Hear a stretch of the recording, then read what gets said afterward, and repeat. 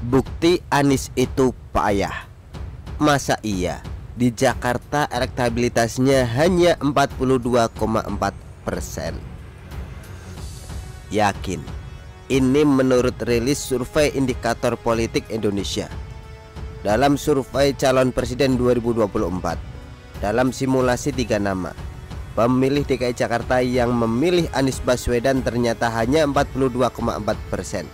Di posisi kedua dan ketiga masing-masing diduduki oleh Ganjar Pranowo dengan 33,2% dan Prabowo Subianto dengan 16,6%, serta 7,9% tidak menjawab atau tidak tahu.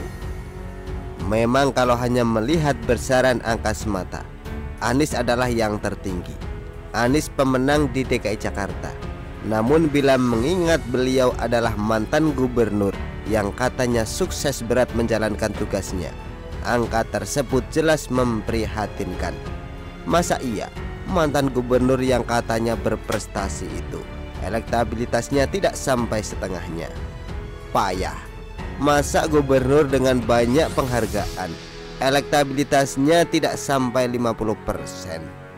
Sudah jelas sesuatu begitu memprihatinkan, apalagi ketika dibandingkan dengan angka keterpilihannya dulu yang mencapai 57,96%.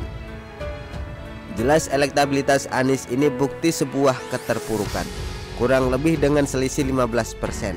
Tentu bukan angka yang kecil sebagai penunjuk bahwa Anies memang tidak pantas sebagai calon presiden. Ketidakpantasan tersebut semakin tergambar dalam survei Top of Mind dari pertanyaan bila pemilihan presiden dilakukan sekarang ini, siapa yang akan ibu atau bapak pilih? Hasilnya Anies Baswedan hanya di angka 28,0%. Sebuah angka yang mengejutkan tentunya.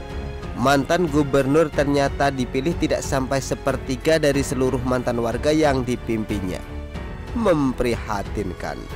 Sebenarnya sangat tidak mengherankan, wajar dan sangat bisa dimengerti.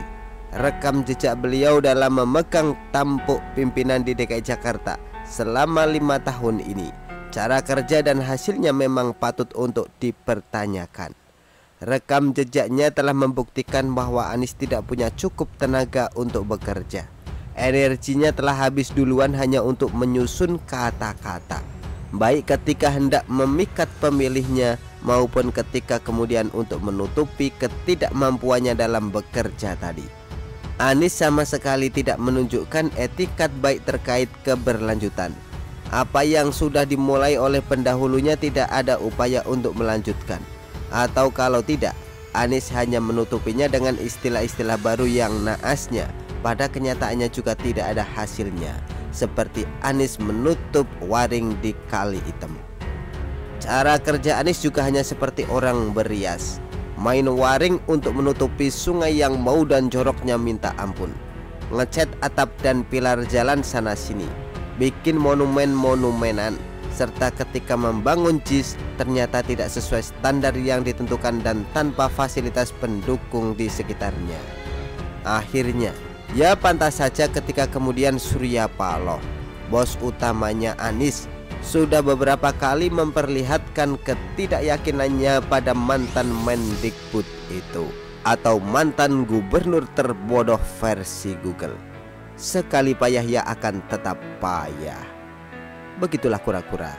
Artikel diambil dari Shio.com, ditulis oleh Eko Wibowo. Bagaimana menurut Anda?